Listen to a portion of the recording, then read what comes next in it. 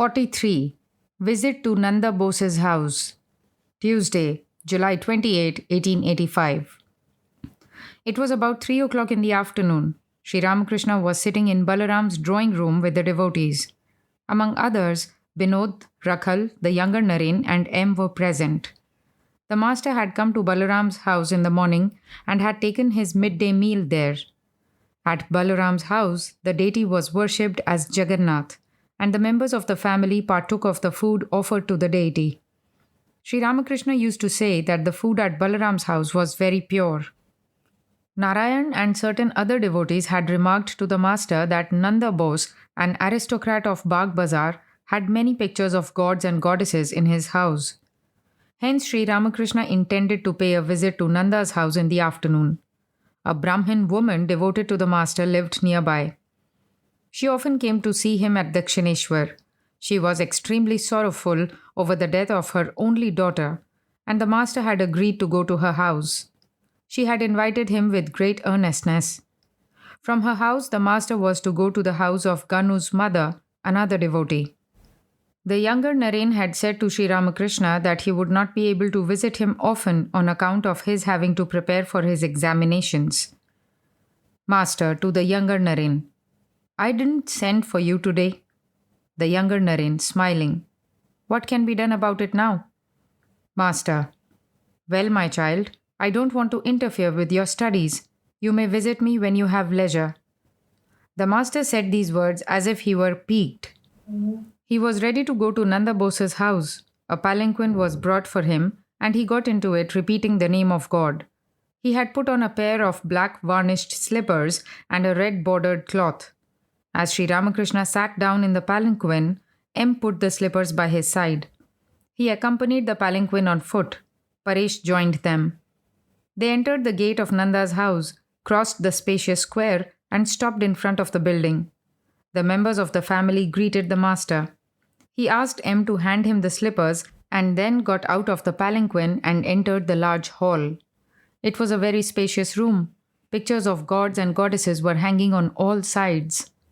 Nanda Bose and his brother Pashupati saluted Sri Ramakrishna. The devotees of the master also arrived. Girish's brother Atul came, and Prasanna's father, who was a frequent visitor at Nanda's house, was there. Prasanna was a devotee of the master. The master looked at the pictures. M and a few other devotees stood around him. Pashupati was explaining the pictures to them. The first picture was of Vishnu with 4 arms. At the very sight of it, Sri Ramakrishna was overwhelmed with ecstasy. He sat down on the floor and remained a few minutes in that spiritual mood. In the second picture, Rama was blessing Hanuman, with his hand on the devotee's head. Hanuman's gaze was fixed on Rama's lotus feet. The master looked at the picture a long time and exclaimed with great fervor, "Ah me, ah me." The third picture was of Krishna standing with flute to his lips under the Kadamba tree. The fourth was of Vamana the dwarf, who was an incarnation of Vishnu. The master looked intently at this picture. Next, the master looked at a picture of Narasimha and then at one of Krishna with a herd of cows. Krishna was tending the cows with his cowherd friends on the bank of the Jamuna at Vrindavan. M said, "A lovely picture." Sri Ramakrishna then saw pictures of Dhumavati, Shorashi, Bhuvaneshwari, Tara, and Kali. He said, "All these portray the terrible aspects of the Divine Mother. If one keeps these pictures, one should worship them. But you must be lucky to be able to hang them like that on the wall." At the sight of Annapurna's picture, Sri Ramakrishna exclaimed with great fervor, "Grand, grand." The next picture was one of Radhika as monarch. She was seated on a throne in the Nikunja grove, surrounded by her woman attendants. Sri Krishna guarded the entrance of the grove as her officer. Next was Sri Krishna's picture. Then came a picture of Saraswati, the goddess of learning and music. It was in a glass case. She was in an ecstatic mood, playing melodies on the veena. After seeing the pictures, Sri Ramakrishna went to the master of the house and said, "I am very happy today. It is grand. You are a real Hindu.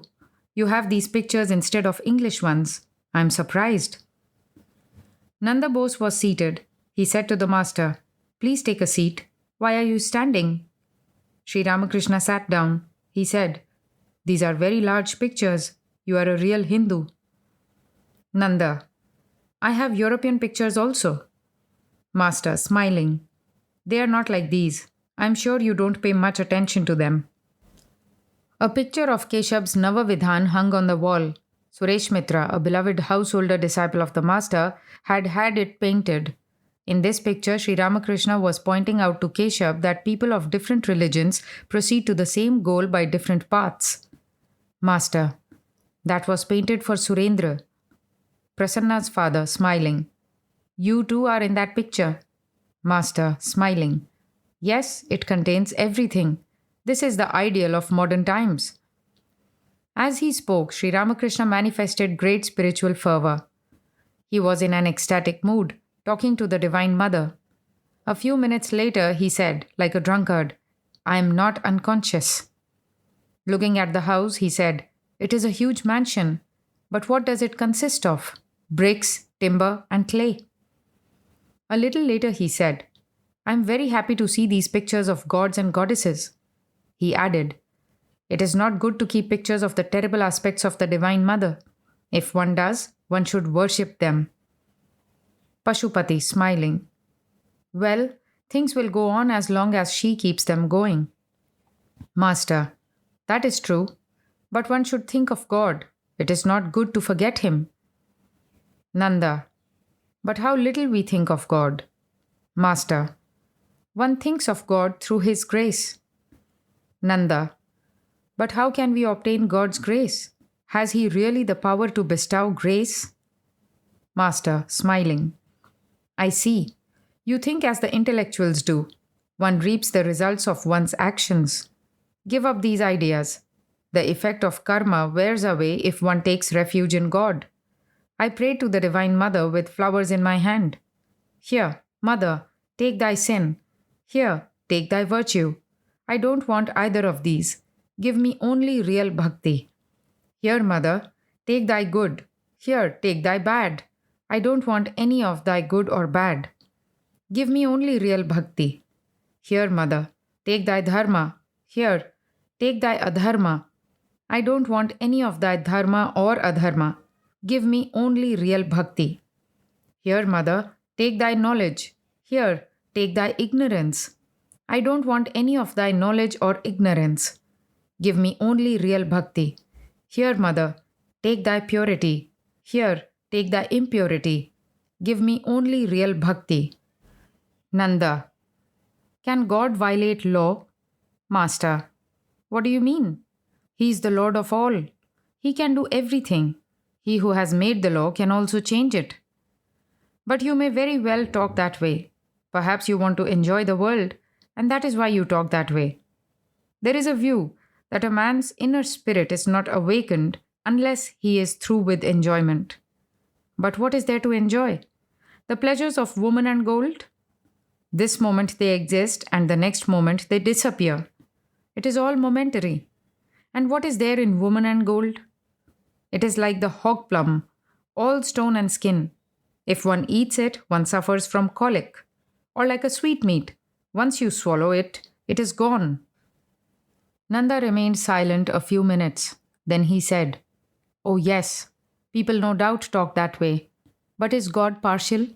If things happen through God's grace, then I must say God is partial." Master, but God Himself has become everything, the universe and its living beings. You will realize it when you have perfect knowledge. God Himself has become the 24 cosmic principles, the mind, intellect, body, and so forth. Is there anyone but Himself to whom He can show partiality? Nanda, why has He assumed all these different forms? Why are some wise and some ignorant? Master, it is His sweet will. Atul, Kedar Babu puts it nicely.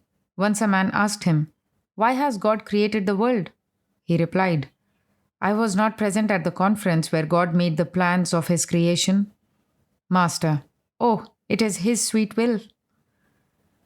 So saying, the Master sang. O Mother, all is done after thine own sweet will. Thou art in truth self willed, Redeemer of mankind. Thou workest thine own work, men only call it theirs. Thou it is that holdest the elephant in the mire, thou that helpest the lame man scale the loftiest hill. On some thou dost bestow the bliss of Brahmanhood, yet others thou host hurl into this world below. Thou art the moving force, and I the mere machine. The house am I, and thou the spirit dwelling there. I am the chariot, and thou the charioteer. I move alone as thou, O Mother, movest me. He continued, the Divine Mother is full of bliss. Creation, preservation, and destruction are the waves of her sportive pleasure. Innumerable are the living beings. Only one or two among them obtain liberation, and that makes her happy. Out of 100,000 kites, at best but one or two break free, and thou dost laugh and clap thy hands, O Mother, watching them. Some are being entangled in the world, and some are being liberated from it. How many are the boats, O mind, that float on the ocean of this world? How many are those that sink? Nanda. It may be her sweet will, but it is death to us. Master. But who are you? It is the Divine Mother who has become all this. It is only as long as you do not know her that you say, I. All will surely realize God. All will be liberated. It may be that some get their meal in the morning, some at noon, and some in the evening, but none will go without food. All, without any exception, will certainly know their real self. Pashupati. True, sir. It seems that it is God alone who has become everything. Master. Try to find out what this I is. Is this I the bones or flesh or blood or intestines? Seeking the I, you discover thou. In other words, nothing exists inside you but the power of God. There is no I, but only He. To Pashupati. You have so much wealth, but you have no egotism. It is not possible to rid oneself altogether of the ego. So as long as it is there, let the rascal remain as the servant of God. All laugh. The ego that makes a man feel he is a devotee of God, or a son of God, or a servant of God is good. But the ego that makes a man attached to woman and gold is the unripe ego. That ego is to be renounced. The head of the household and the others were very much pleased to hear this interpretation of the ego. Master to Pashupati. There are two signs of knowledge. First, absence of pride, and second, a peaceful nature. You have both. Therefore, you must have received the grace of God. Too much wealth makes one forget God. That is the very nature of wealth. Jaddu Malik has become very rich. Nowadays, he doesn't talk of God. Formerly, he used to enjoy spiritual talk a great deal. Woman and gold is a kind of wine. If a man drinks too much wine, he does not show his father and uncle the respect that is due to them. Very often he abuses them. A drunkard cannot distinguish between his superior and his inferior. Nanda. That is true, sir. Pashupati. Sir, what do you think of theosophy and spiritualism? Are these true? What do you think of the solar plane, the lunar plane, the stellar plane? Master. My dear sir, I don't know about these things. Why bother about them so much? You have come to the orchard to eat mangoes. Enjoy them. What is the use of your calculating how many mango trees there are, how many millions of branches, how many billions of leaves? I have come to the orchard to eat mangoes. Let me enjoy them. Once a man's inner spirit is awakened, once he succeeds in knowing God, he doesn't feel the desire even to know about all this rubbish. How incoherently a delirious patient talks. I shall eat 5 seers of rice. I shall drink a whole tank of water. Will you? Says the physician. All right, you will have them. Saying this, the physician goes on with his smoke, but he pays attention to what the patient says when the patient is no longer delirious. Pashupati. Will our delirium last forever? Master, why should you think so? Fix your mind on God, and spiritual consciousness will be awakened in you. Pashupati, smiling. Our union with God is only momentary. It doesn't last any longer than a pipe full of tobacco. All laugh. Master, what if that is so? Union with God, even for one moment, surely gives a man liberation. Ahalya said to Rama, O Rama, it doesn't matter if I am born as a pig or any other being. Only bless me that my mind may dwell on thy lotus feet and be filled with real devotion to thee. Narada said to Rama, O Rama, I want from thee no other favor. Please give me real love for thee, and please bless me that I may not come under the spell of thy world bewitching Maya. When a man sincerely prays to God, he is able to fix his mind on God and develop real love for his lotus feet. Give up all such notions as, shall we be cured of our delirium? What will happen to us? We are sinners. To Nanda, one must have this kind of faith. What? Once I have uttered the name of Rama, can I be a sinner anymore? Nanda, is there no afterlife? What about punishment for our sins? Master, why not enjoy your mangoes? What need have you to calculate about the afterlife and what happens then? And things like that? Eat your mangoes. You need mangoes. You need devotion to God. Nanda, but where is the mango tree? Where do I get mangoes? Master, tree? God is the eternal and infinite Brahman. He does exist. There is no doubt about it. He is eternal. But you must remember this, that he is the Kalpataru. Come, let us go for a walk, O mind, to Kali, the wish-fulfilling tree, and there beneath it gather the 4 fruits of life. You must go to the Kalpataru and pray. Only then will you obtain the fruits. Only then will the fruits fall from the tree. Only then will you be able to gather them. There are 4 fruits: dharma, artha, kama, and moksha. The jnanis seek the fruit of liberation, and the bhaktas, love of God, love without any motive behind it. They seek neither dharma, nor artha, nor kama. You ask about the afterlife.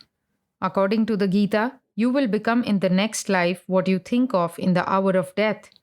King Bharata was very much grieved over his pet deer. He died repeating the word deer. Therefore, he was reborn as a deer. That is why day and night a man should practice worship, japa, meditation, and other spiritual exercises. Only then, by virtue of practice, will he be able to think of God in the hour of death. If one dies thus, thinking of God, one will acquire God's nature. Keshav Sen too asked me about the afterlife. I said to him also, what need have you of all these calculations? Then I said, as long as a man does not realize God, he will return to the world. The potter puts his clay jars and lids out in the sun to bake. If cattle trample them underfoot, he throws away the baked ones. But he collects the soft ones, mixes them with more clay, puts them on the wheel, and makes new vessels from them. The master of the house had not yet shown any sign of serving Sri Ramakrishna with refreshments. Sri Ramakrishna himself said to Nanda, you see, you should offer me something to eat. That is why the other day I said to Jadu's mother, look here, give me something to eat. Otherwise it brings harm to the householder. Nanda Bose ordered some sweets. Sri Ramakrishna began to eat them. Nanda and the others were watching the master and his actions. After eating the sweets, Sri Ramakrishna wanted to wash his hands. The plate on which the sweets were served had been placed on the sheet covering the carpet, so the master could not wash his hands in the plate. A servant brought a brass bowl for him to use. But Sri Ramakrishna would not use it, since only Rajasic people used such things. He asked the servant to take it away. The master of the house said to him, please wash your hands. Absent-mindedly, Sri Ramakrishna said, what? Shall I wash my hands? The master walked to the south veranda. He asked M to pour water into his hands. M poured water from a jug. The master dried his hands with his cloth and returned to the room. Then he was offered betel leaf on a tray. But the other guests had already taken some from the tray. The master did not accept any. Nanda, to the master, may I say something? Master smiling. What? Nanda. Why didn't you eat any betel leaf? Everything else you did was proper. This alone seems to be otherwise. Master. Before I eat anything, I offer it to God. It is a notion of mine.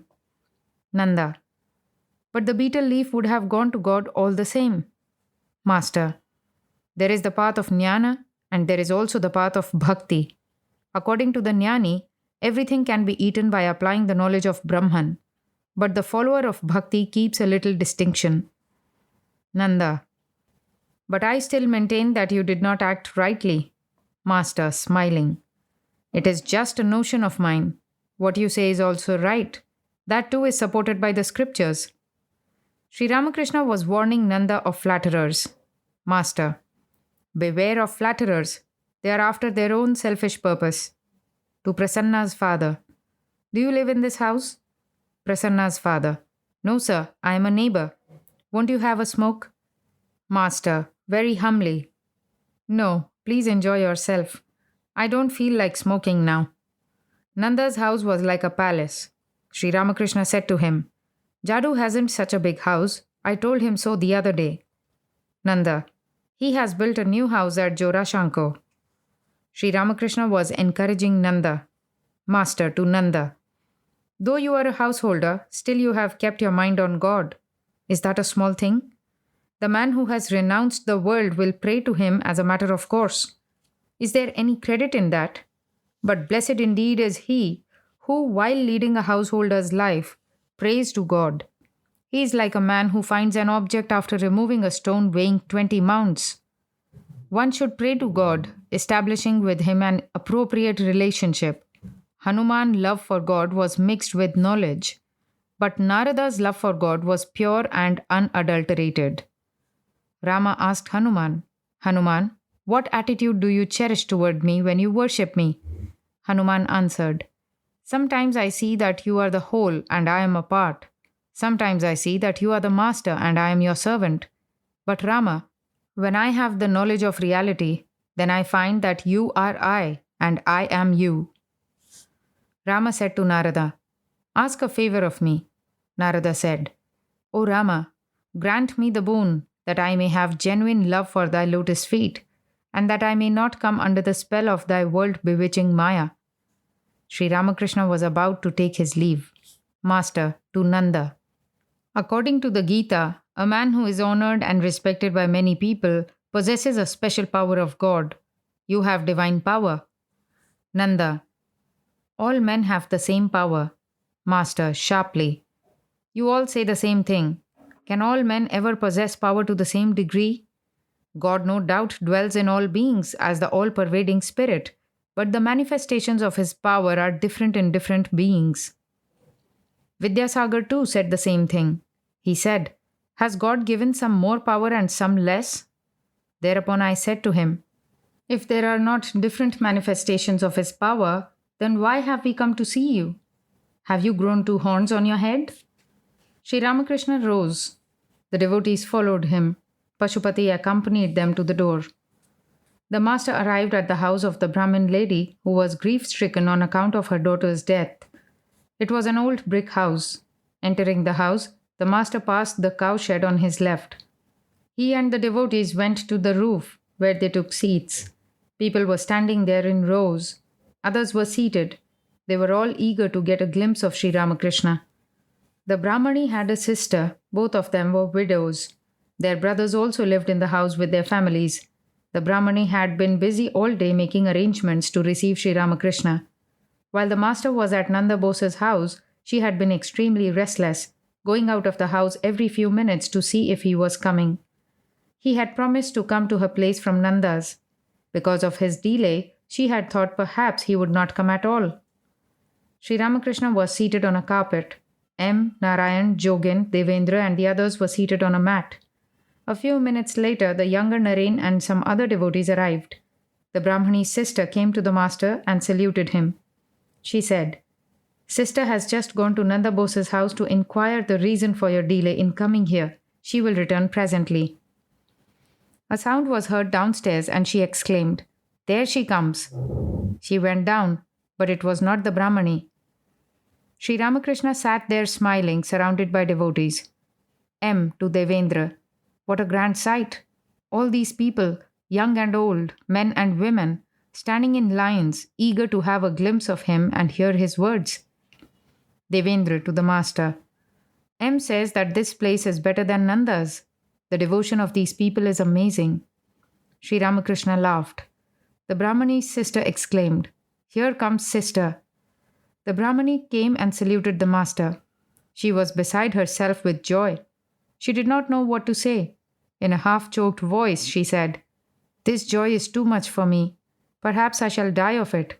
Tell me, friends, how shall I be able to live? I did not feel such a thrill even when Chandi, my daughter, used to visit the house accompanied by liveried footmen with armed guards lining both sides of the street. Oh, now I have no trace of my grief at her death. I was afraid he would not come. Then I thought that if that happened, I should throw into the Ganges all the things I had arranged for his reception and entertainment. I should not speak to him any more. If he visited a place, I should go there, look at him from a distance, and then come away. Let me go and tell everybody how happy I am. Let me go and tell Yogin of my good luck. Still overwhelmed with joy, she said, A laborer won 100,000 rupees in a lottery. The moment he heard the news, he died of joy. Yes, he really and truly died. I'm afraid the same thing is going to happen to me. Please bless me, friends, or else I shall certainly die. M was amazed to see the Brahmani's sincere joy and her ecstatic mood. He was about to take the dust off her feet. What are you doing? She exclaimed and saluted M. The Brahmani was extremely happy at the sight of the devotees. She said, I am so happy to see you all here. I have brought the younger Naren. Without him, who would there be to make us laugh? She was talking like this when her sister came up and said, Come down, sister. How can I manage things if you stay here? Can I do it all by myself? But the Brahmani was overwhelmed with joy. She could not take her eyes from the master and the devotees. After a while, she very respectfully took Sri Ramakrishna to another room and offered him sweets and other refreshments. The devotees were entertained on the roof. It was about 8 o'clock in the evening. Sri Ramakrishna was ready to leave. When he came to the door, the Brahmani asked her sister-in-law to salute the master. Next, one of her brothers took the dust off the master's feet. Referring to him, she said, He is one of my brothers. He is a fool. No, no, said the master. They are all good. A man showed the way with a light. At places it was dark. Sri Ramakrishna stood in front of the cowshed. The devotees gathered around him. M saluted the master, who was about to go to the house of Ganu's mother. Sri Ramakrishna was seated in the drawing room of Ganu's mother's house. It was on the street floor. The room was used by a concert party. Several young men played on their instruments now and then for the pleasure of the master. It was 8:30 in the evening. Moonlight flooded the streets, the houses, and the sky. It was the first day after the full moon.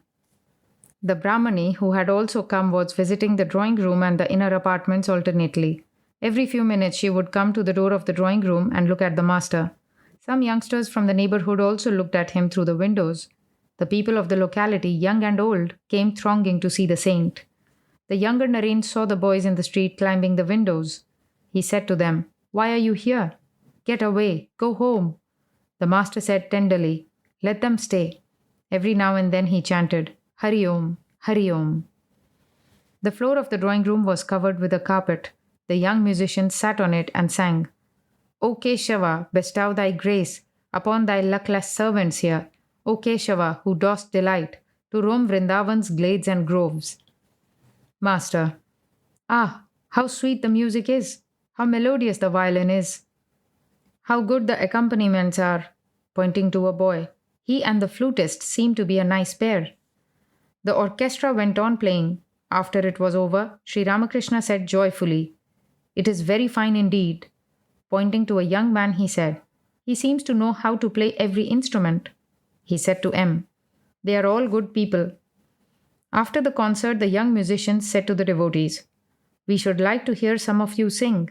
The Brahmani stood near the door. She said, None of them knows how to sing. Perhaps Mohin Babu can sing, but he will not sing before the master.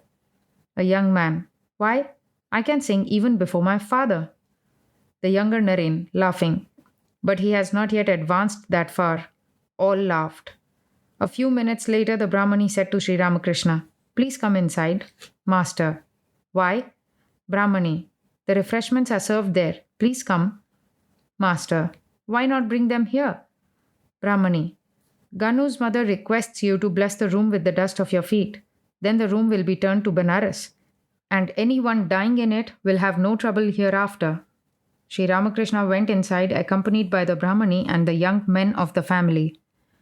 The devotees were strolling outside in the moonlight.